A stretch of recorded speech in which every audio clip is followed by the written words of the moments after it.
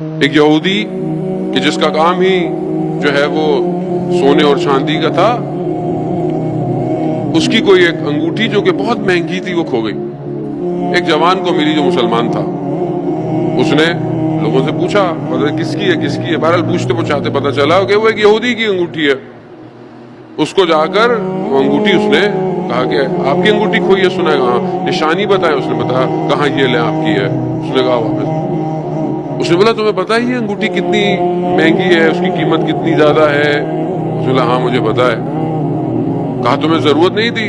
کہا ہاں میرے پاس تو رات کا کھانا بھی نہیں ہے، اگر یہ میں بیچ دیتا تو میرا سارا کام ہو سکتا تھا.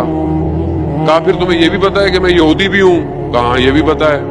تو کہا پھر تم نے کیوں نہیں یہ انگوٹھی کھا لی؟ کہا میں نے سوچا کہ قیامت والے دن آپ یہودی ہیں، حضرت موسیٰ کی امت میں سے ہیں، میں اپنے رسول کی امت میں سے ہوں. قیامت والے دن اگر آپ نے کہا کہ رسول آپ کی امت میں سے ایک بندے نے، تو میں رسول کو شرمندہ نہیں کر سکتا. آخرت صرف قیامت نہیں ہے، قیامت ایک حصہ ہے آخرت کا.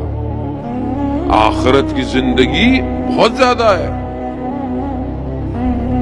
روایات میں بیان ہوتا ہے کہ جو آخرت پر ایمان رکھتا ہے اس کے گناہ زندگی میں کم ہو جاتے ہیں.